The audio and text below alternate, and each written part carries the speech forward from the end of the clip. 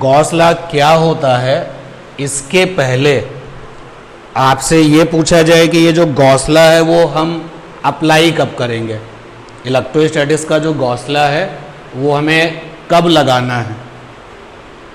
तो Gauss law जो है आपका, बता सकता है आप में से कोई जो लोग पढ़ चुके हैं?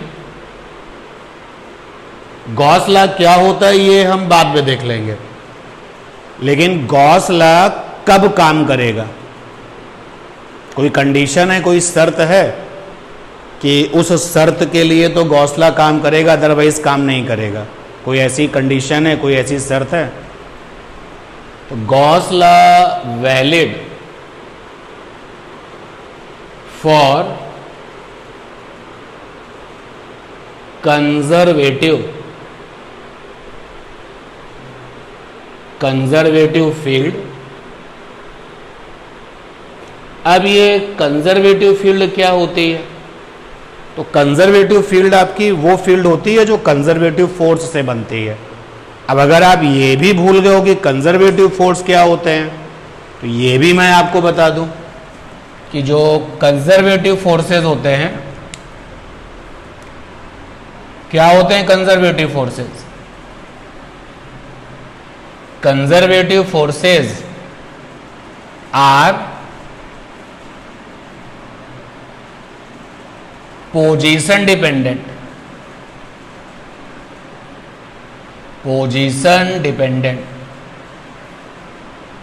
मतलब conservative forces not depend upon path, रास्ते पर डिपेंड नहीं करते। जैसे एग्जाम्पल के लिए एक चार्ज ये Q1 है और आपके पास में एक चार्ज Q2 है, तो तुमने क्या किया कि Q2 वाले चार्ज को इस वाले रास्ते पर चलाया। ये रास्ता नंबर 1 है, पाथ नंबर 1, और इसके अलोंग जो है Q2 नाम का चार्ज जा रहा था और यहाँ तुमने पहुँचा दिया Q2 चार्ज को। इसी Q2 चार्ज को किसी ने इस रास्ते पर चलाया, पाथ नंबर 2। भाई पहले आपसे कहा गया कि Q2 वाले चार्ज को यहाँ पर रख दो, मान लेते हैं इस जगह का नाम B है और ये वाली जगह A है। तो तुमने Q2 वाले चार्ज को रास्ता नंबर 1 से चलाया और B पर पहुँचा दिया। फिर बाद में हमसे कहा गया कि ज़रा Q2 वाले चार्ज को उस B वाले पॉइंट पर रख दो, तो हमने Q2 वाले चार्ज को रास्ता नंबर 2 से चलाया और B पर पहुंचा दिया। किसी ने क्या किया कि Q2 वाले चार्ज को इस रास्ते पर होते हुए ये रास्ता फॉलो किया और तब उसने जाकर के B पर रख दिया, और इस वाले रास्ते का नाम है रास्ता नंबर 3। तो जब रास्ता नंबर 1 और रास्ता नंबर 2 और रास्ता नंबर 3 ये फॉलो किया गया है, तो अब ज़रा सा ये बात करते हैं कि जिसने रास्ता नंबर 1 फॉलो किया है उसके लिए इलेक्ट्रिक फोर्स कितना होगा, जिसने रास्ता नंबर 2 फॉलो किया है उसके लिए इलेक्ट्रिक फोर्स कितना होगा। तो रास्ता नंबर 1 के लिए इलेक्ट्रिक फोर्स, तो ये E for electric force for रास्ता नंबर 1 क्या होगा? 1/4 pi epsilon not Q1 Q2 upon बीच की दूरी का स्क्वायर। और अगर ये कहा जाए कि जिसने रास्ता नंबर 2 फॉलो किया है उसके लिए जरा इलेक्ट्रिक फोर्स निकालिए, तो इलेक्ट्रिक फोर्स फॉर रास्ता नंबर 2, तो फार्मूला क्या लगाओगे? 1/4 pi epsilon not Q1 Q2। आपने Q2 को कैपिटल लिया हुआ है तो कैपिटल लिखोगे आप यहाँ पे Q2, और बीच की दूरी वही AB का स्क्वायर आएगा। इसी तरीके से अगर आप रास्ता नंबर 3 जिसने फॉलो किया है उसके लिए बात करो इलेक्ट्रिक फोर्स की, तो इलेक्ट्रिक फोर्स फॉर रास्ता नंबर 3 अब वो क्या लिखेगा, वो भी यही लिखेगा 1/4πε0 Q1 Q2 upon AB square. तो आप देखो ना, तीनों के तीनों जो फोर्सेस की वैल्यू हैं वो कैसी हैं, सेम है। इससे ये पता चल गया कि जो इलेक्ट्रिक फोर्स है वो रास्ते पर डिपेंड नहीं करता। और दुनिया में ऐसे जितने भी फोर्सेस हैं जो रास्ते पर डिपेंड नहीं करते वो कंजर्वेटिव कहलाते हैं। इलेक्ट्रिक फोर्स उनमें से एक है, इलेक्ट्रिक फोर्स उनमें से एक है। और जो इलेक्ट्रिक फोर्स है यानी कि कंजर्वेटिव फोर्सेस होते हैं जो वो रास्ते पर डिपेंड नहीं करते, और इलेक्ट्रिक फोर्स उनमें से एक है। तो जिन कंजर्वेटिव फोर्सेस की हम बात करते हैं तो वो धीरे धीरे फिर एक कूलाम के टेस्ट चार्ज पर लगने वाले फोर्स को क्या कहते थे, इलेक्ट्रिक फील्ड इंटेंसिटी। वहीं से हम फील्ड एनर्जी की बात करते थे, तो वो कंजर्वेटिव फील्ड बन जाती है। यानी कि जो गॉस लॉ ऑफ इलेक्ट्रोस्टैटिक्स है ये क्या होता है ये तो हम जानेंगे ही जानेंगे, लेकिन ये काम कब करता है इसके बारे में हम कब सोच पाएंगे। तो आंसर है कि इलेक्ट्रोस्टैटिक्स का जो गॉस लॉ है वो तभी सोचा जाता है जब फील्ड कैसी हो, कंजर्वेटिव हो। और साथ ही साथ जो कंजर्वेटिव फील्ड है, अभी अधूरी बात है, फील्ड कंजर्वेटिव होनी चाहिए। और एक चीज और भी है यहां पर, और उसको इनवर्स स्क्वायर लॉ को मानने वाला होना चाहिए। यानी कि Gauss law valid for conservative field which follow inverse square law, inverse square law. तो फिर एक क्वेश्चन दिमाग में आपके आ सकता है कि इनवर्स स्क्वायर लॉ क्या होता है। जैसे जब हमने बोला कंजर्वेटिव फील्ड क्या होती है, तो कुछ लोगों ने पूछना चाहा होगा कि कंजर्वेटिव फील्ड क्या होती है। तो हमने आपको बताने की पूरी कोशिश की है यहाँ पर कि जो कंजर्वेटिव फोर्सेस होते हैं वो रास्ते पर डिपेंड नहीं करते, और जो करेस्पॉन्डिंग, या पूरी बात लिख जाएं, conservative field is energy corresponding to conservative forces, conservative forces.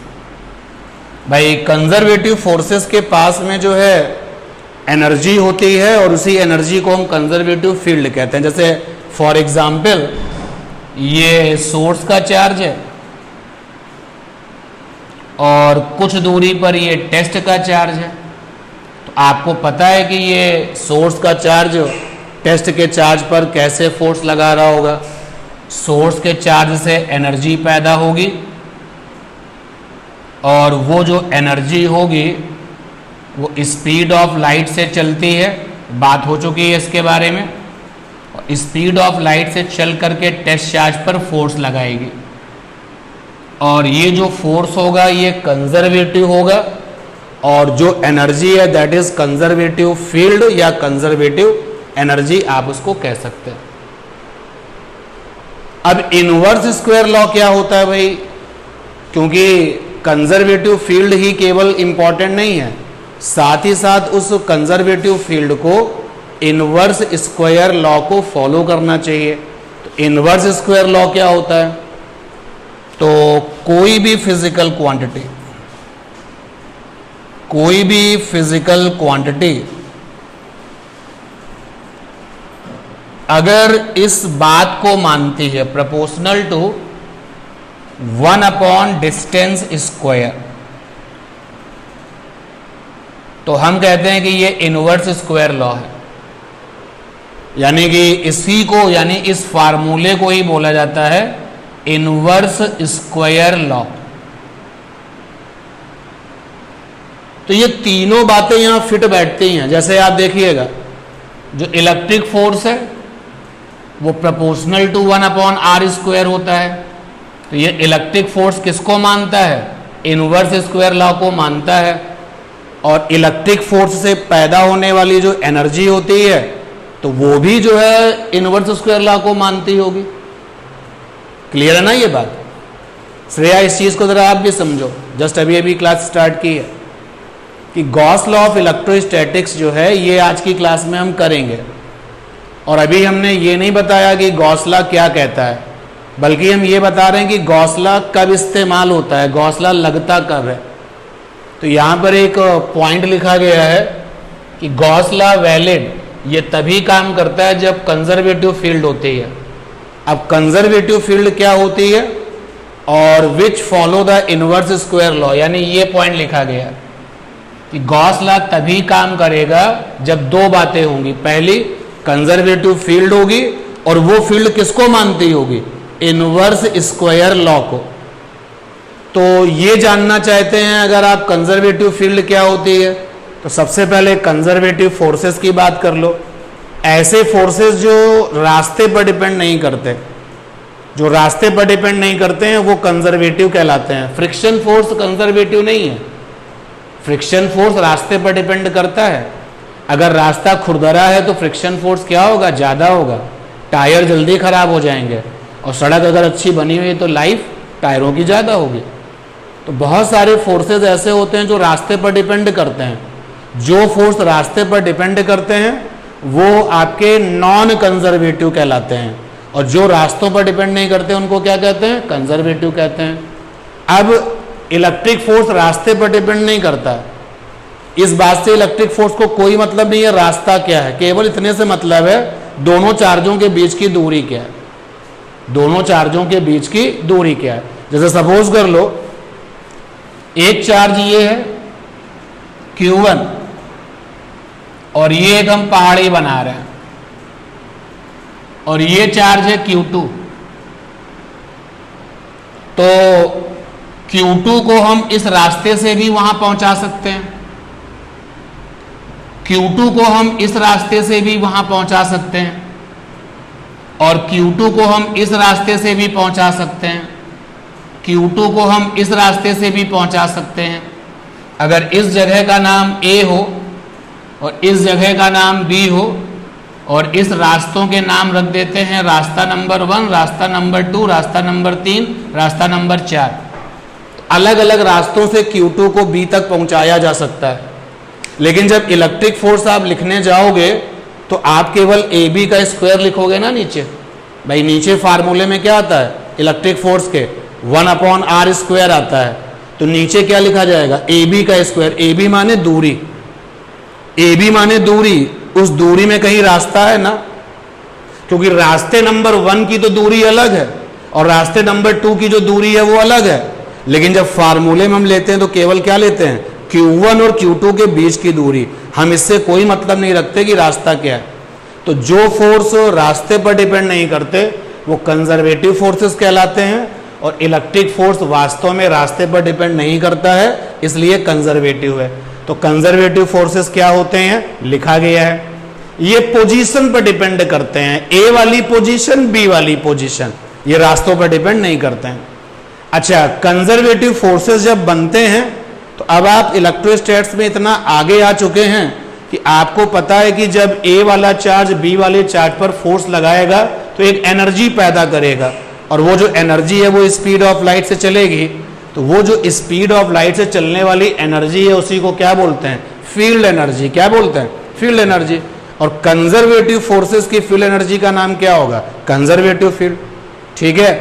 अब इनवर्स स्क्वायर लॉ क्या होता है, तो अगर कोई physical quantity proportional to 1 distance square है तो इसी को क्या बोलते हैं, इनवर्स स्क्वायर लॉ। तो आपका जो इलेक्ट्रिक फोर्स है वो 1/r स्क्वायर मानता है कि नहीं मानता है। और अगर आप देखो electric field intensity, electric field intensity भी इनवर्स स्क्वायर लॉ को मानती है। तो इलेक्ट्रिक फोर्स कंजर्वेटिव है, हाँ है। और इलेक्ट्रिक फोर्स क्या इनवर्स स्क्वायर लॉ को फॉलो करता है, हाँ फॉलो करता है। इलेक्ट्रिक फोर्स क्या इनवर्स स्क्वायर लॉ को फॉलो करता है, तो आंसर है कि हाँ फॉलो करता है। क्योंकि इलेक्ट्रिक फोर्स कंजर्वेटिव वाला भी काम करता है, इनवर्स स्क्वायर लॉ का भी काम करता है, इसलिए इलेक्ट्रिक फोर्स की पढ़ाई करते समय हम गॉस लॉ का वहां पर एप्लीकेशन करेंगे, गॉस लॉ लगाएंगे। ठीक है ना, बहुत इंपॉर्टेंट क्वेश्चन एग्जाम में आता है। कहता है कि अगर ऐसा मान लिया जाए, सब लोग समझना, अगर ऐसा मान लिया जाए कि इलेक्ट्रिक फोर्स के फार्मूले में 1/r² नहीं है। इलेक्ट्रिक फोर्स का फार्मूला तो ये होता है भाई, कई बार ये क्वेश्चन आपको एग्जाम में मिलता है, ये फार्मूला होता है, देखो यहां नीचे r² है। तो कई बार एग्जाम में क्वेश्चन आएगा, आता है, आप देख सकते हैं अनसॉल्व पेपर में, कि अगर ऐसा मान लिया जाए कि इलेक्ट्रिक फोर्स के फार्मूले में नीचे r² नहीं है, केवल r है, या r की पावर 3 है, स्क्वायर नहीं है, तो अब बताइए कि गॉस लॉ लग पाएगा? आंसर है नहीं, क्योंकि जिस गॉस लॉ को आप पढ़ने जा रहे हैं वो गॉस लॉ केवल 2 शर्तों पर काम करता है। पहली शर्त, कंजर्वेटिव फील्ड होनी चाहिए। कंजर्वेटिव फील्ड मतलब कंजर्वेटिव फोर्स की बातें होनी चाहिए, और दूसरा इनवर्स स्क्वायर लॉ होना चाहिए। क्लियर ये बात? तो गॉस लॉ कब काम करता है, अभी हमने ये जाना है। गॉस लॉ क्या होता है ये हम बाद में जानेंगे। एक पॉइंट तो गॉस लॉ के बारे में ये आ गया, इसलिए उन सवालों के आंसर हमेशा तैयार रखिए जहां पर वो कहता है कि भैया इलेक्ट्रिक फोर्स के फार्मूले में नीचे जो r² आता था, अब ऐसा कर लो कि वो r² नहीं है, वो r की पावर 3 है। तो क्या हम गॉस लॉ लगा पाएंगे? आंसर है नहीं, नहीं काम करेगा। ठीक है, इसी तरीके से r की पावर 2 छोड़ के कुछ और आ गया है, तो फिर वहां पे गॉस लॉ काम नहीं करेगा। तो एक तो गॉस लॉ के बारे में एक इंपॉर्टेंट बात ये लिखी हुई है कि गॉस लॉ तभी काम करता है जब कंजर्वेटिव फील्ड होती है। हम यहां पर ये भी लिख सकते हैं, कंजर्वेटिव फील्ड अगर आपको परेशान करती है थोड़ा सा, ये नाम अगर आपको थोड़ा सा अजीब लगता है, तो कंजर्वेटिव फोर्स भी लिख सकते हैं। तो Gauss law valid for the conservative forces, Gauss law valid for the conservative field which follow inverse square law. और वो जो फोर्स होगा, जो कंजर्वेटिव फोर्स होगा, वो किसको मानने वाला होना चाहिए? इनवर्स स्क्वायर लॉ को मानने वाला होना चाहिए। गॉस लॉ का क्या कोई और नाम भी है? गॉस लॉ का कोई और नाम भी है क्या? तो गॉस लॉ जो है ना, Gauss law is also called law of nature.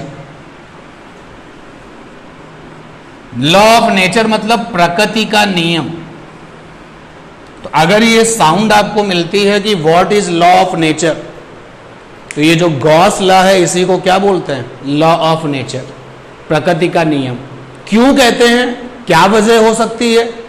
क्योंकि नेचर में जो चीजें हैं, नेचर में क्या है? सन है, नेचर में क्या है? मून है, नेचर में क्या है? अर्थ है, नेचर में क्या है? यूनिवर्स है। तो अगर नेचर में 2 लाख चीजें हैं, तो 2 लाख में से 1,99,999 1,99,999 चीजों को, फिनोमेना को, घटनाओं को इस गॉस लॉ ने क्या कर दिया है? समझा दिया है। यानी नेचर में होने वाली जो एक्टिविटीज हैं, नेचर में होने वाली जो घटनाएं हैं, उसको किसने समझाया है? Gauss law. गॉस लॉ ने समझाया है। अब कुछ जगहों पर गॉस लॉ इलेक्ट्रोस्टैटिक्स का काम करेगा, कुछ जगहों पर गॉस लॉ मैग्नेट वाला काम करेगा, कुछ जगह पे गॉस लॉ ग्रेविटेशन वाला काम करेगा। गॉस लॉ बहुत जगह पर रहता है। अगर हम गॉस लॉ पढ़ते हैं चार्ज को लेकर के, तो इलेक्ट्रोस्टैटिक्स कहलाता है। अगर जैसे नेचर का ही रूल है, प्रकृति का नियम है कि जो हमको जानकारी है कि इलेक्ट्रॉनों ने कसम खा ली है कि वो न्यूक्लियस का चक्कर लगाएंगे, तो यहां पर इलेक्ट्रॉनों ने न्यूक्लियस का चक्कर लगाने की कसम खा रखी है।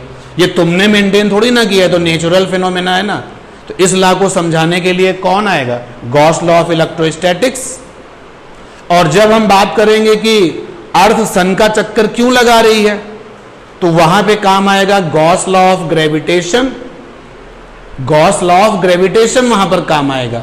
और अगर आप जो है और थोड़ा सा आगे चले जाएं कि अर्थ के पास में मैग्नेटिज्म कहां पर आ गया, क्यों आ गया, मैग्नेटिक फील्ड क्यों है, क्योंकि अर्थ जो है चीजों को अपनी ओर क्या करती है, अट्रैक्ट करती है। एक वजह तो ग्रेविटेशन होती है, दूसरी एक वजह क्या होती है, मैग्नेटिज्म। तो अर्थ में मैग्नेटिज्म कहां आ गया, कैसे आ गया, तो इसको बताता है गॉस लॉ ऑफ मैग्नेटोस्टैटिक्स। ठीक है ना। तो गॉस लॉ शुरू किया जाए, इसके पहले गॉस लॉ के बारे में ये दो चीजें बहुत इंपॉर्टेंट हैं जो कि हमने डिस्कस करी। पहला लिखा हुआ है बोर्ड पर और दूसरा लिखा हुआ है बोर्ड पर। ठीक है। गॉस लॉ मान लेते हैं कि ये 1 मास के लिए आया या 2 मास के लिए आया या 3 मास के लिए आया, तो बच्चा जो है आधा अधूरा आंसर देता है। तुमको क्या देना है, state the Gauss law. Answer जरा सुनिएगा। पहला है Gauss law number 1, Gauss law of electrostatics, electrostatics number 1।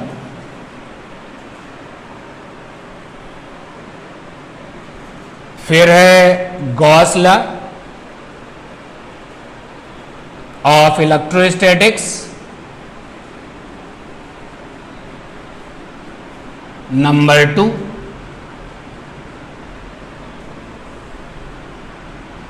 और नेक्स्ट है Gauss law of electrostatics number 3। 1 marks में इस क्वेश्चन के पूछे जाने के चांसेस बहुत कम है, 2 या मोर देन 2। अब जो गलती होती है वो क्या होती है, कुछ लोग केवल इतना ही लिख के आते हैं, Gauss law of electrostatics number 1 क्या कहता है, जरा ध्यान दें। गॉस ने ऐसी कौन सी बात बताई जिसको कि Gauss law of electrostatics number 1 कहा गया। इन्होंने कहा कि अगर कोई चार्ज किसी क्लोज बॉडी के अंदर बंद हो जाए, सपोज कर लो कि ये कोई चार्ज है Q1 और ये चार्ज है Q2, ये चार्ज है Q3, और भी लेना है तो ले सकते हो आप। तो अगर चार्जेस जो हैं क्लोज बॉडी के अंदर बंद हो गए, ये कोई क्लोज बॉडी है और चार्जेस इसके अंदर बंद हो गए, तो यानी कि स्टेटमेंट बनाओ, अगर क्लोज बॉडी के अंदर चार्जेस हैं, तो जब क्लोज बॉडी के अंदर चार्जेस हैं तो फिर क्या हो गया, इलेक्ट्रिक फील्ड लाइंस भी तो हो गई ना। तो इलेक्ट्रिक फ्लक्स की वैल्यू क्या होगी, तो देखिएगा Gauss law of electrostatics number 1 क्या कहता है कि when given charges are enclosed, या when given charges are enclose, enclose मतलब बंद है, विद क्लोज सरफेस, यहां क्लोज सरफेस लिखा हुआ है कि अगर चार्जेस जो हैं किसी क्लोज सरफेस के अंदर बंद है, तो when given charges are enclose with close surface, then electric flux यानी कि phi E linked with closed surface will be 1 by epsilon naught times of total enclosed charge। ये है इलेक्ट्रोस्टैटिक्स का लॉ नंबर 1। अगर हम इस कहानी को इक्वेशन के फॉर्म में लिखें तो इलेक्ट्रिक फ्लक्स यानी कि फाई ई बराबर electric flux will be 1 upon epsilon not times, यानी कि 1 upon epsilon not into, times का मतलब होता है इनटू, टोटल इनक्लोज चार्ज। तो भैया यहां पे कुल कितना चार्ज बंद है, Q1 plus Q2 minus Q3, तो यहां पे लिखना होगा ना मुझे Q1 plus Q2 minus Q3, क्योंकि आप सबको पता है चार्जेस का टोटल कैसे लिया जाता है, साइन के साथ लिया जाता है। और जनरल वे में हम इस बात को ऐसे लिख सकते हैं भाई कि टोटल फ्लक्स बराबर 1/ε0 इंटू सिग्मा क्यू। ये सिग्मा क्यू क्या है, टोटल बंद वाला चार्ज, ठीक है। अरे बोलो भाई, तो ये क्या कहता है electrostatics, Gauss law of electrostatics number 1, उसकी बात हो रही है। अब इसके ऊपर सीधे सीधे आपको जो है न्यूमेरिकल्स आएंगे, और लेकिन अभी हमें इसको प्रूफ करना पड़ेगा, अभी तो हम केवल स्टेट कर रहे हैं। अब लॉ नंबर 2 क्या कहता है, लॉ नंबर 1 पे हम कुछ काम और करना चाहते हैं, ध्यान देना। ये कोई क्लोज बॉडी है और इसके अंदर H प्लस और Cl माइनस यानी कि HCl का एक मॉलिक्यूल अंदर बंद हो गया है।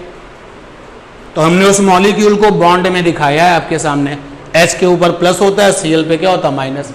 तो अगर किसी क्लोज सरफेस ने HCl के एक मॉलिक्यूल को अपने अंदर बंद किया है, तो बताओ फ्लक्स कितना होगा। तो आंसर है फ्लक्स बराबर 1/ε0 इंटू टोटल चार्ज। जितना यहाँ पे प्लस में चार्ज होगा उतना ही यहाँ पे क्या होगा, तो कुल कितना चार्ज हो जाएगा, 0। तो यानी कि ये यहाँ पर टोटल वैल्यू कितनी आ जाएगी, 0। यानी अगर HCl का एक मॉलिक्यूल क्लोज बॉडी के अंदर है तो फ्लक्स की वैल्यू कितनी आएगी, 0। और अगर 1 बिलियन मॉलिक्यूल अंदर बंद है तो भी कितनी आएगी, क्योंकि HCl के एक मॉलिक्यूल पे कुल चार्ज कितना होता है, 0। H प्लस पर कुछ चार्ज है, Cl पर कुछ चार्ज है, लेकिन HCl पे कुल कितना चार्ज है, 0। तो जो इलेक्ट्रोस्टैटिक्स का लॉ नंबर 1 है वो आपसे क्या कहता है, ये हमने स्टेट कर लिया है, नोट कर लीजिए। आपको समझ में आना चाहिए कि आपको कितना काम करना है। स्टेट द गॉस लॉ ये क्वेश्चन होगा, और इसका भी हमने जितना आंसर दिया है उतना नोट कर लीजिए।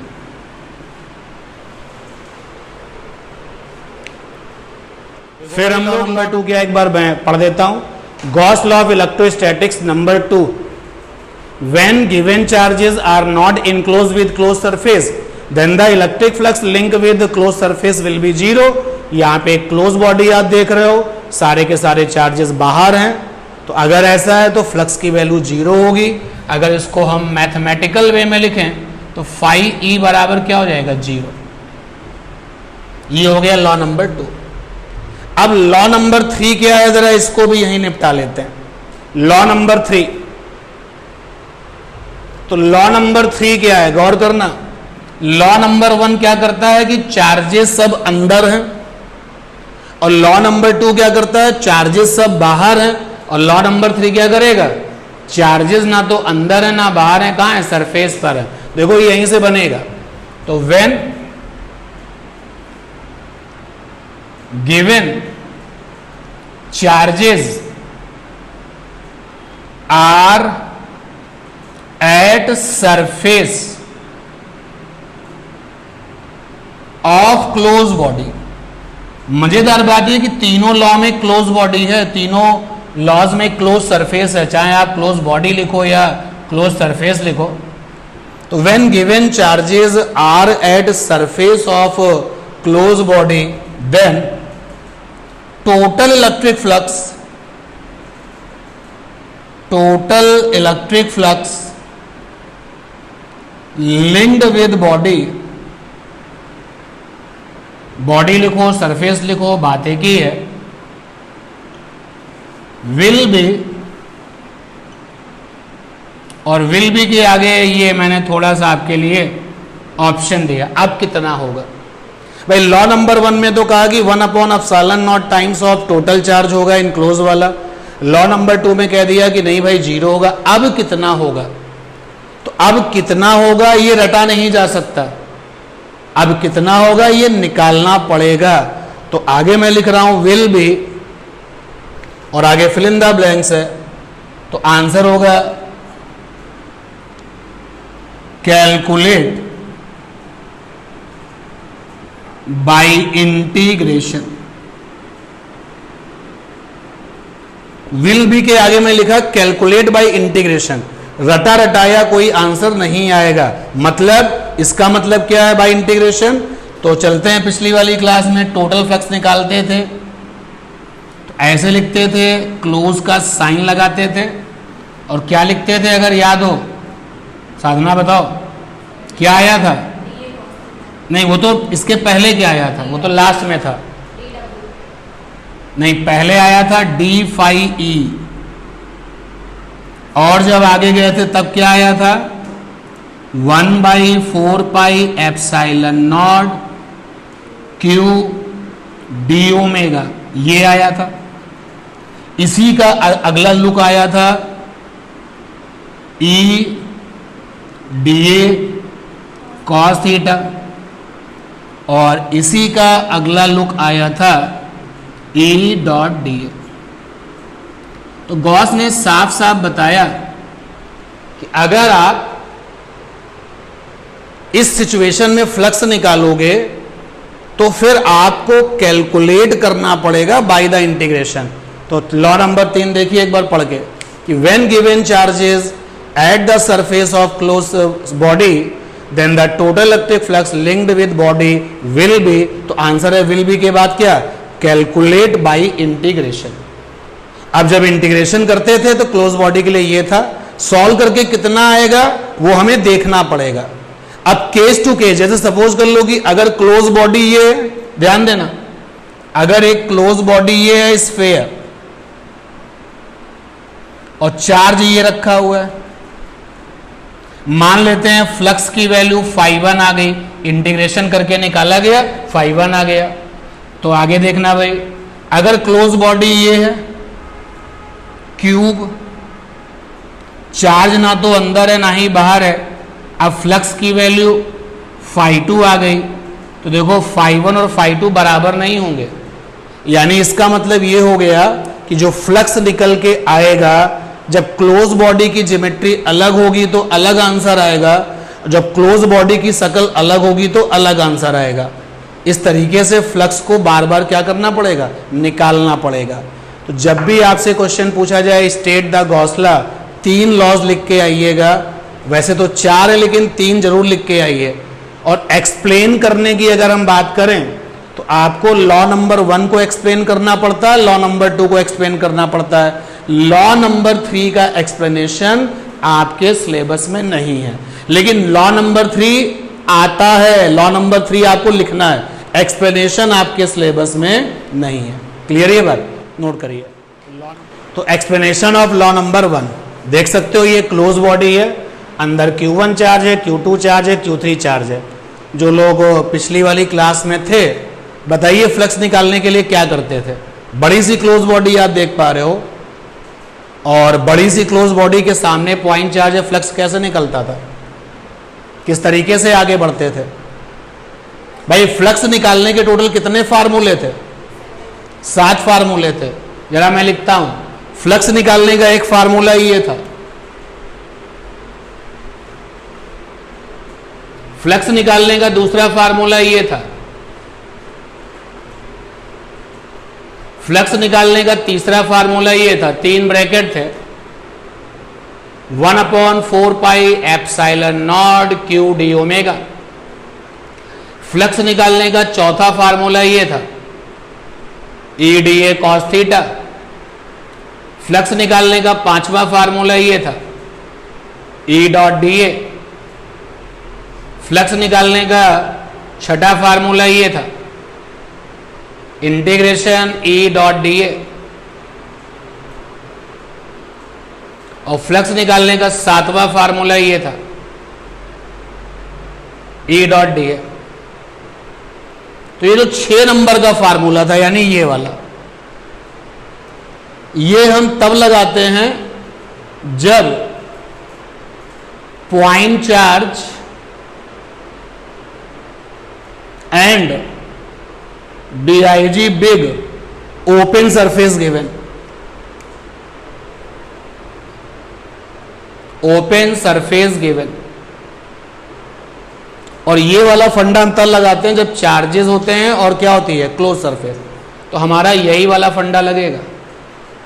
क्योंकि यहां पर हमारे सामने क्लोज बॉडी है और पॉइंट चार्जेस है, तो यानी जो 7वें नंबर का फार्मूला था वो इस्तेमाल होगा यहां पर।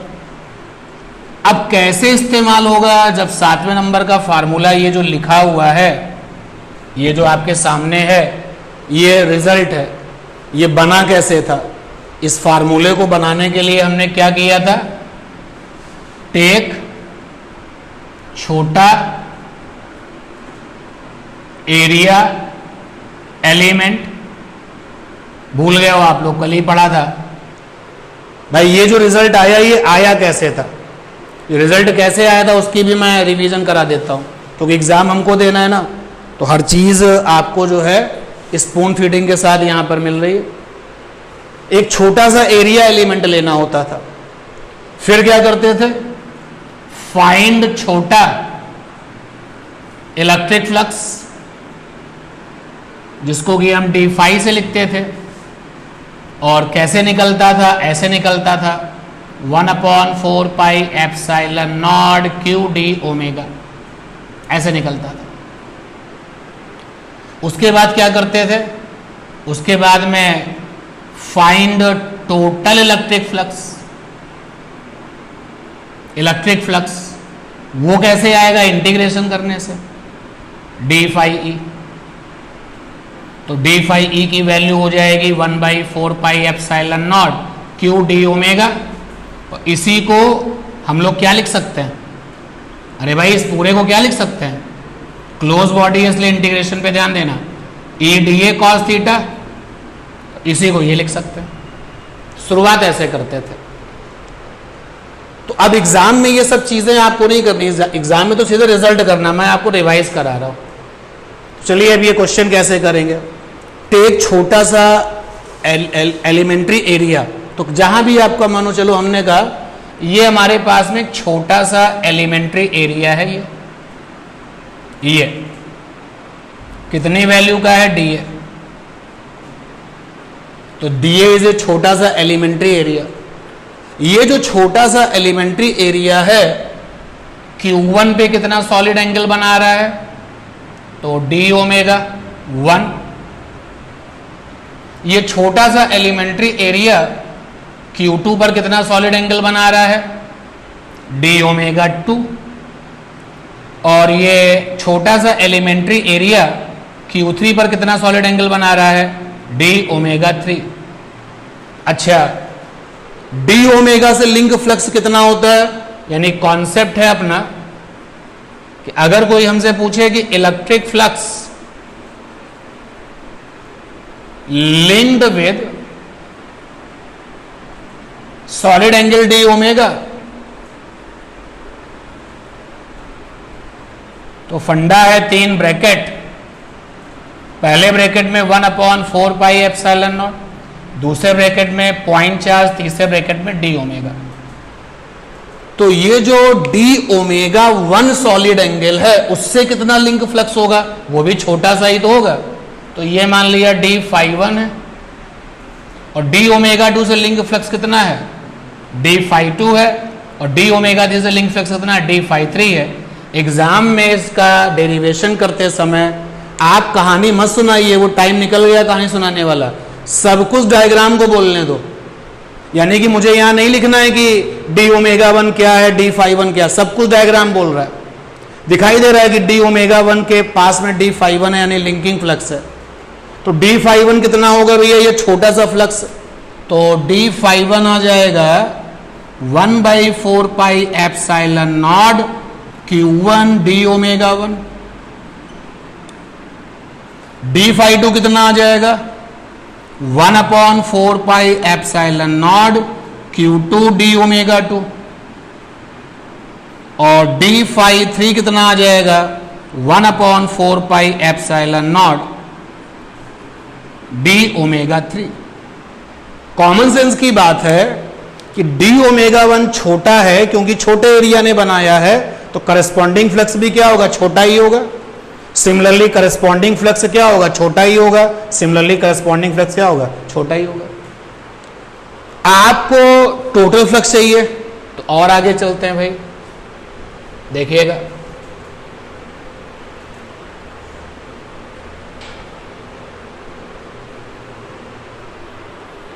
गौर करना भाई, d∅1 छोटा सा है, ये एक लाइन यहां पर बनाई, ∅1 इज इंटीग्रेशन ऑफ d∅1। भाई छोटे का इंटीग्रेट कर लो तो पूरा टोटल हो जाता है ना, और ∅2 इज इंटीग्रेशन ऑफ d∅2, और ∅3 is integration of d∅3। Habit में रहिए, d∅ को क्या बोलेंगे, छोटा सा फ्लक्स, तो ∅ को क्या बोलेंगे, टोटल फ्लक्स, m को क्या बोलेंगे, मास टोटल, dm को क्या बोलेंगे, छोटा मास। तो अब जरा इसका इंटीग्रेशन कर दिया जाए तो देखते हैं, पहले हम ∅1 का करते हैं, बाकी दोनों का अपने आप हो जाएगा। तो ∅1 is equal to integration of d∅1 and it is 1/4 pi epsilon not Q1 d omega 1। तो ∅1 बराबर, इसको बाहर ले जाओ, Q1/4 पाई एप्सिलॉन नॉट और d ओमेगा 1। पूरी क्लास इस बात पर ध्यान दें, अकेला d ओमेगा 1 क्या है, अकेला d ओमेगा 1 इस छोटे एरिया से बनने वाला छोटा सॉलिड एंगल है, और इंटीग्रेशन ऑफ d ओमेगा 1 क्या है, पूरा सॉलिड एंगल। और ये जो पॉइंट है ये क्लोज बॉडी के क्या है, अंदर है। तो हमने ये सीखा था कि कोई भी क्लोज बॉडी अपने अंदर जो पॉइंट होती है उस पे कुल कितना बनाती है सॉलिड एंगल, 4 पाई। तो ये हो जाएगा Q1 4 पाई एप्सिलॉन नॉट और साथ में 4 पाई। बोलो यार, जब तुम इसको उठाओगे तो अंदर केवल कौन होगा, d ओमेगा 2, बाहर क्या होगा। तो देखो मैं एक को सॉल्व कर रहा हूं, क्या निकल के आ रहा है, निकल के आ रहा है ∅1 इज इक्वल टू Q1/एप्सिलॉन नॉट। क्या इसी तरीके से ∅2 की वैल्यू Q2/एप्सिलॉन नॉट आएगी, बोलो भाई, ∅3 की वैल्यू भी आएगी ना। तो सिमिलरली आगे मत करिए सॉल्व, सिमिलरली ∅2 बराबर Q2/एप्सिलॉन नॉट और ∅3 बराबर Q3/एप्सिलॉन नॉट। अगर हम यहां पे नेगेटिव चार्ज लेते, Q3 को नेगेटिव लेते तो Q3 की जगह पे क्या आता, नेगेटिव आता, यहां पे क्या रहा होता, माइनस। और नेगेटिव वाला फ्लक्स कैसा होता है, इनवर्ड, और पॉजिटिव वाला कैसा होता है, आउटवर्ड। तो ये आ गए ∅1 ∅2। टोटल ओवरऑल फ्लक्स कितना है, तो भैया टोटल फ्लक्स निकाल दिया जाए तो टोटल, तो ∅1 प्लस ∅2 प्लस ∅3, तो टोटल आ गया, ∅1 इज Q1/एप्सिलॉन नॉट, Q2/एप्सिलॉन नॉट, Q3/एप्सिलॉन नॉट। तो टोटल इज इक्वल टू 1/एप्सिलॉन नॉट। अंदर क्या बचा, बचा सिग्मा क्यों, प्रूफ हो गया। कोई कहानी सुनाने की जरूरत नहीं है। कहानी सुनाने का मतलब ये हो गया कि अगर आप एक्सप्लेनेशन करते समय ये सब नहीं बताते हो कि d ओमेगा 1 क्या है, d∅1 क्या है, सब डायग्राम को बोलने दो, तुम मत बोलो। हो गया एक्सप्लेन, पहला लॉ आ गया। क्या सीखा कि कुल फ्लक्स की वैल्यू 1/एप्सिलॉन नॉट टाइम्स ऑफ टोटल बंद चार्ज है। नोट कर लीजिए। तो लॉ नंबर 2 में ये रही क्लोज बॉडी, Q1 कहां पर है, बॉडी से बाहर है, Q2 कहां पर है, बॉडी से बाहर है, और Q3 कहां पर है, वो भी बॉडी से बाहर है। और चूंकि जब हम लोग इंटीग्रेशन पे चलते हैं तो हमें शुरुआत कैसे करनी पड़ती है, छोटा सा एरिया एलिमेंट लेकर के। तो dA यहाँ पे छोटा सा एरिया एलिमेंट है, और इस dA ने d ओमेगा 1 बनाया है, इस dA ने Q2 पर d ओमेगा 2 बनाया है, और dA ने d ओमेगा 3 बनाया। किसी को ऐसा तो नहीं लग रहा कि dA d omega 1 d omega 2 d omega 3 क्यों बना रहा है, अलग अलग क्यों बना रहा है, सेम बनाएगा। अरे ओमेगा में क्या होता है, ओमेगा, d ओमेगा की डेफिनेशन क्या होती है, dA cos theta by r square. तो थीटा वाला फीचर भी अलग होगा और r भी तो अलग है। इस वाले dA से r अलग है, इस वाले dA से r अलग है, इस वाले dA से r अलग है। मिलाने वाली लाइन अलग अलग होगी तो जो एंगल बनेगा वो भी अलग अलग होगा। तो अलग अलग एंगल इसलिए बनेगा। तो आप डायग्राम बोल रहा है, डायग्राम जो बोल रहा है वो मैं आपको बोल के बता रहा हूं कि here you have a close body and corresponding to the close body Q1, Q2, Q3 are outsider and we take the small area element DA which form angle d omega 1 at Q1, d omega 2 at Q2 and d omega 3 at Q3. Same फंडा, ये वाला फंडा से। तो अब हमने क्या assume कर लिया कि d ओमेगा 1 से जो लिंक फ्लक्स होगा वो d phi 1 होगा और d ओमेगा 2 से जो लिंक फ्लक्स होगा वो d phi 2 होगा और जो d ओमेगा 3 से लिंक फ्लक्स होगा वो d phi 3 होगा। ये एज्यूम कर लिया। तो भाई d phi 1 okay same, d phi 2 okay, d phi 3 okay and it is also same. आप देख सकते हो ना कि एक बार की एफर्ट्स दो जगह आपके जो लिए जो है बेनिफिशियल है। ये होगा कि नहीं होगा? अब हम इंटीग्रेट कर लें, जरा देखो यहां पर इंटीग्रेट करेंगे तो जब यहां पर इंटीग्रेट करेंगे तो यहां तक जरा आ गया। ये देखिए ये d ओमेगा 1 क्या है? छोटे से एरिया ने यहां पर जो बनाया है छोटा सा सॉलिड एंगल और इंटीग्रेशन ऑफ d ओमेगा 1 क्या है? Total solid angle. तो याद करो वो थ्योरम जो स्टोक ने दी थी कि अगर कोई क्लोज बॉडी बाहर वाले पॉइंट पर सॉलिड एंगल बनाती है तो वैल्यू क्या होती है? 0, क्योंकि d ओमेगा 1 यानी कि इस वाले इंटीग्रेशन की वैल्यू 0 होती है।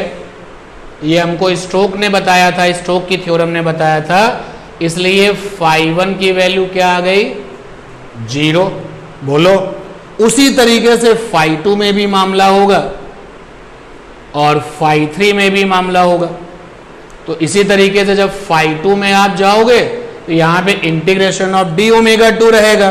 जब इंटीग्रेशन ऑफ d ओमेगा 2 रहेगा तो बाहर वाले पॉइंट पर किसी भी क्लोज बॉडी से बनने वाला टोटल सॉलिड एंगल 0 होता है। और जब phi 3 में जाओगे तो यहां पर क्या होगा? इंटीग्रेशन ऑफ d ओमेगा 3 होगा, तो ये 0 अभी भी आएगा। अरे बोलो भाई, अब phi 2 के लिए साथ ही Q2 होगा बट 0 के साथ मल्टीप्लाई होगा तो सब 0 ही हो जाना है ना। And that is why final जो रिजल्ट आएगा 0 0 0, ये रहा 0, 0 प्लस 0 प्लस 0, ये रहा 0। ये लॉ नंबर 2 प्रूफ हो गया। लॉ नंबर 3 डेरिवेशन नहीं है बट क्वेश्चन है, न्यूमेरिकल है। और चूंकि डेरिवेशन नहीं है लेकिन क्वेश्चन है और इसलिए हम आपको क्वेश्चन करना सिखाएंगे बिना इंटीग्रेशन के। नोट कर सकते हैं। तो अगली हेडिंग है एप्लीकेशन ऑफ गॉस लॉ।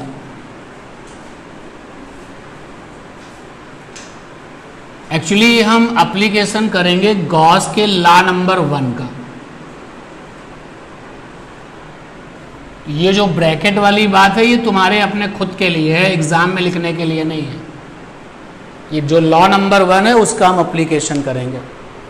तो जब इस काम को करेंगे तो दिमाग के किसी कोने पे कुछ पॉइंट्स होने चाहिए कि जब एप्लीकेशन ऑफ गॉस लॉ करेंगे तो हमारी क्या कोशिश होगी। तो एप्लीकेशन ऑफ गॉस लॉ में क्या होगा, ये वो पॉइंट है जो तुम्हारे खुद के लिए, एग्जाम के लिए नहीं है। And that is why Hindi English मिला करके जो गिवन चार्ज होगा, जो गिवन चार्ज होगा हम उसको क्लोज बॉडी में बंद करेंगे। तो बहुत कॉमन सेंस की बात है कि लॉ नंबर 1 इस्तेमाल करना है। तो लॉ नंबर 1 में चार्ज क्या होना चाहिए? अंदर होना चाहिए। तो ये काम करेंगे आप। जो गिवन चार्ज होगा हम उसको क्लोज बॉडी में बंद करेंगे। तो अब क्लोज बॉडी में चार्ज को बंद करेंगे। तो ध्यान देना, इधर यहां मैं लिख रहा हूं गिवन चार्ज और यहां लिख रहा हूं ज्योमेट्री ऑफ क्लोज बॉडी, क्योंकि जब तक आप क्लोज बॉडी में बंद नहीं करोगे तब तक गॉस लॉ नंबर 1 आगे बढ़ेगा ही नहीं। ज्योमेट्री मतलब क्लोज बॉडी की शक्ल कैसी होगी। तो अगर गिवन चार्ज बिंदु जैसा है, यहां एक पॉइंट ले लेते हैं सीरियल नंबर, तो अगर गिवन चार्ज पॉइंट चार्ज है तो हमारी क्लोज बॉडी गोले जैसी होगी।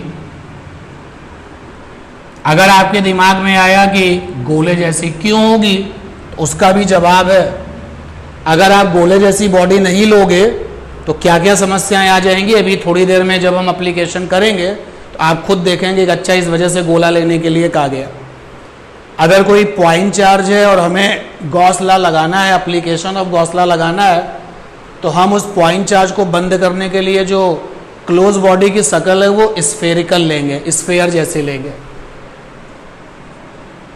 अगर गिवन चार्ज जो है, गिवन चार्ज है कहां पर है, ऑन स्फेयर, जैसे कि ये आपके पास में कॉपर का गोला था और आपने इसमें चार्ज पैदा करा दिया। अब ये इशू तो है नहीं कि ये चार्ज कैसे आया, क्योंकि देयर आर द थ्री तरीके, there are the three ways by using which you can form the charge over the body. आप फ्रिक्शन मेथड से चार्ज किसी बॉडी पे पैदा कर सकते हो, आप इंडक्शन मेथड से भी पैदा कर सकते हो, कंडक्शन मेथड से भी पैदा कर सकते हो। तो अगर चार्ज गोले पर है तो गोले पर चार्ज जो है उसको बंद करने के लिए क्लोज बॉडी कैसी होगी, तो वो भी स्फेयर ही होगी। यानी गोले वाले चार्ज को बंद करने के लिए हमारी जो क्लोज बॉडी होगी वो कैसी होगी, गोले जैसी होगी। क्यों होगी, अभी आपको इस क्यों का आंसर मिलेगा। जब आप एप्लीकेशन करोगे तो इस क्यों का भी आंसर मिल जाएगा। अगर चार्ज जो है, गिवन चार्ज है, वो किस पर है, एट लीनियर लेंथ। जैसे आपने कहा कि सर हमारे पास में ये पेंसिल है और इस पर चार्ज आ गया, तो हम बोलेंगे ये चार्ज किसी लंबाई वाली वस्तु पर है। मार्कर एक लंबाई वाली वस्तु है, तो जो लंबाई वाली वस्तु होती है that is called the linear object. तो अगर चार्ज किसी लंबाई वाली वस्तु पर है तो उसको बंद करने के लिए अपनी क्लोज बॉडी कैसी होगी, तो सिलिंड्रिकल होगी, सिलिंड्रिकल होगी।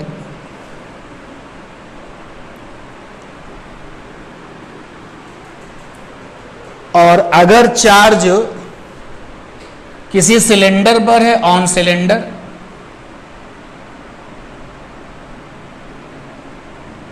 कि आपने कहा कि आपके पास में एक सिलेंडर है, सिलिंड्रिकल बॉडी मान लेते हैं ये है, और इस पे चार्ज है, इसको बंद करने की क्लोज बॉडी कैसी होगी, सिलिंड्रिकल होगी।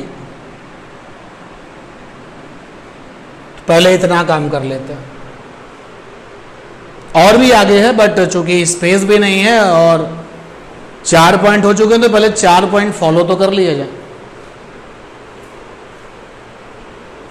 तो जब हम एप्लीकेशन ऑफ गॉस लॉ करेंगे तो हम दिमाग में जो पॉइंट लेकर के चलेंगे वो ये, मतलब मेंटली अपने आप को तैयार रखना पड़ेगा कि अब क्या होने वाला है। हमको एक चार्ज दिया जाएगा और हमसे जो कहा जाएगा तो हम उस चार्ज को पहले बॉडी में बंद कर देंगे, और जब ये काम कर लेंगे तो फिर आगे क्या करेंगे, यूज गॉस लॉ। नंबर 1, जब चार्ज बंद हो जाएगा तो गॉस ने बता रखा है कि फ्लक्स बराबर क्या होता है, 1/ε0 टाइम्स इनटू टोटल चार्ज। ठीक है ना। तो चलिए एप्लीकेशन नंबर 1 शुरू किया जाए। नोट कर लीजिए, मैं भूल गया था वो। देखो क्वेश्चन आएगा आपके लिए, या क्वेश्चन है कि फाइंड कैपिटल ई। सब लोग बताओ ये कैपिटल ई क्या है भाई, इलेक्ट्रिक फील्ड इंटेंसिटी। ये तो नाम बताया तुमने। ये कैपिटल ई क्या होता है भाई, 1 कूलाम के टेस्ट चार्ज पर लगने वाला इलेक्ट्रिक फोर्स कैपिटल ई कहलाता है। तो find capital E due to given point source charge. Source charge at distance small r by using Gauss law।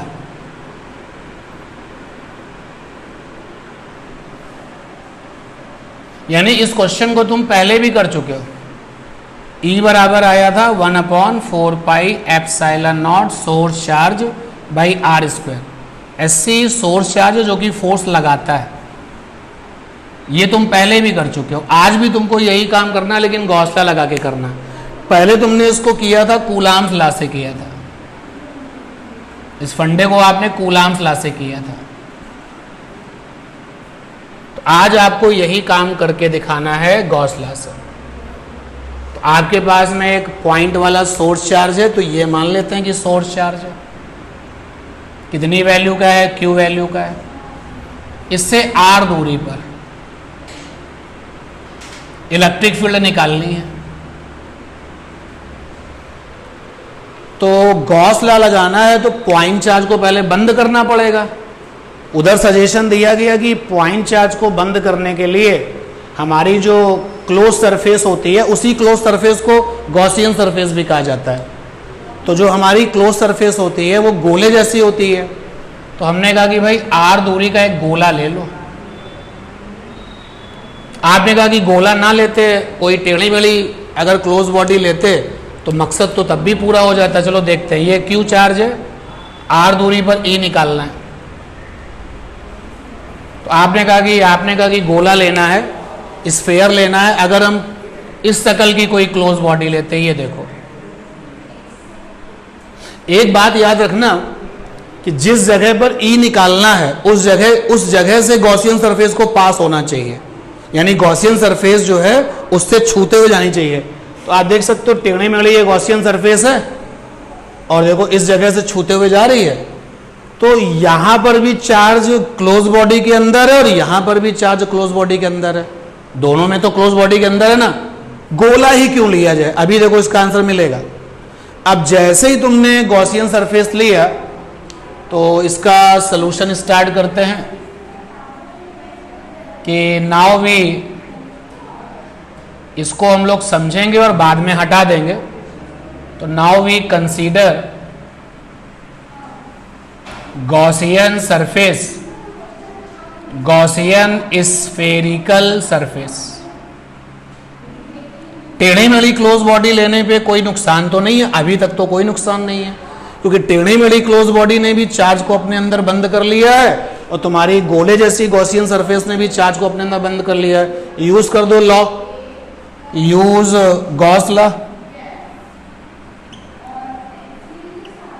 Gauss law number 1 ये कह रहा था कि फ्लक्स बराबर होता है 1/ε0 into sigma Q, and that sigma Q is enclosed, बंद होता है। जो ये वो चार्ज होता है जो गॉसियन सरफेस के अंदर बंद होता है, जो क्लोज बॉडी के अंदर बंद होता है।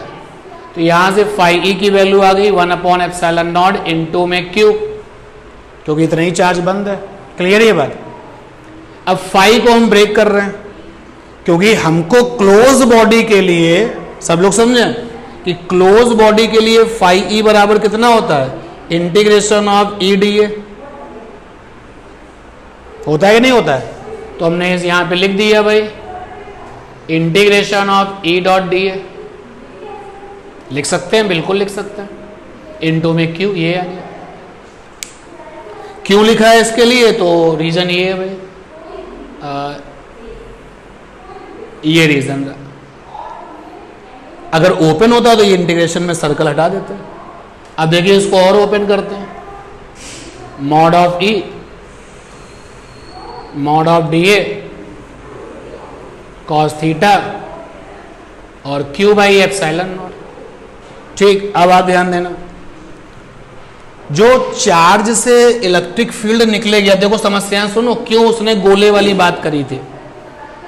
चार्ज से जो इलेक्ट्रिक फील्ड लाइनें निकलेंगी, देखो यहां मैं लाइनों को निकाल रहा हूं, क्या एक एक लाइन सरफेस से 90 होगी? बोलो। तो ये फ्लक्स बनेगी। और जरा यहां देखो टेढ़ी मेढ़ी क्लोज बॉडी लेने पर, ये देखो निकली लाइन, क्या सरफेस से 90 है? तो गड़बड़ी हो जाएगी। यानी तुमको ये बात समझनी चाहिए कि क्यों ये कहा गया कि पॉइंट चार्ज को बंद करने के लिए क्लोज बॉडी गोले जैसी लेनी है। इसलिए कहा गया कि चार्ज से निकलने वाली सारी लाइनें फ्लक्स बने और उसके लिए लाइनों को सरफेस से 90 बनाना पड़ेगा। तो गोला ही एक ऐसी बॉडी है जो ये काम करेगी, लेकिन टेढ़ी मेढ़ी क्लोज बॉडी ये काम, तो आपकी ये लाइन बर्बाद हो गई ना। और मैंने पहले भी बोला है, जब खुद को ये मौका मिलता है सरफेस का सिलेक्शन करने के लिए, तो एक भी बूंद क्वांटिटी की बर्बाद नहीं होनी चाहिए, यानी सारी लाइनें क्या बननी चाहिए, फ्लक्स। तो यहाँ पे गोले जैसी बॉडी लेने से सारी की सारी लाइनें फ्लक्स बनेंगी कि नहीं बनेंगी? अरे बोलो भाई, बनेंगे ना। तो ये क्लियर हो गया क्यों कहा गया था क्लोज बॉडी गोले जैसी लेनी है। और आगे चलते हैं, यहां से और आगे है, ध्यान देना भाई, इंटीग्रेशन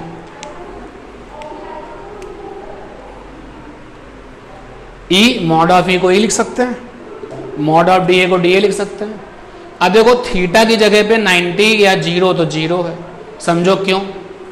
देखो इलेक्ट्रिक फील्ड की लाइनें सरफेस के साथ क्या बना रही हैं, 90। और बच्चों सरफेस वेक्टर भी क्या बनाता है, एरिया वेक्टर भी सरफेस के साथ क्या बनाता है, 90। तो दोनों आपस में क्या बनाएंगे, 0। ये इलेक्ट्रिक फील्ड की लाइन है जहां मैंने ई लिखा है। तो इलेक्ट्रिक फील्ड की लाइन सरफेस के साथ क्या बना रही है, 90। और एरिया वेक्टर भी क्या बनाएगा, कहीं भी देखो आप, यहां देख लो, इधर देखो, यहां पर ये ई की लाइन है, एरिया वेक्टर भी सरफेस से क्या बनाएगा, 90। एरिया वेक्टर को मैं ए से लिख रहा हूं, तो आपस में कितना एंगल बनेगा, 0। तो थीटा की वैल्यू यही तो थी, theta is what, angle between the electric field intensity and area vector. तो यहां से ये आ गया integration E D A cos 0 तो 1 होता है, क्यू बाई एप्सिलॉन नॉट।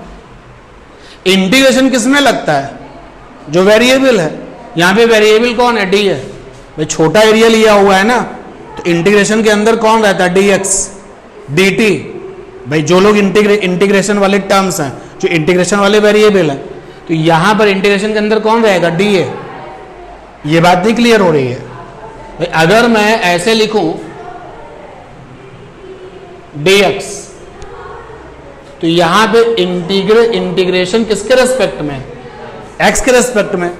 जैसे यहां पे लिखा गया डी ए, इसका इंटीग्रेशन किसके रेस्पेक्ट में है, छोटे एरिया के रेस्पेक्ट में। तो इंटीग्रेशन के अंदर कौन रहेगा, यही एरिया टर्म रहेगा, ई को बाहर कर लिया जाए, और ये D A Q by epsilon naught. और आगे देखते हैं भाई, थोड़ा स्पेस और चाहिए हमको।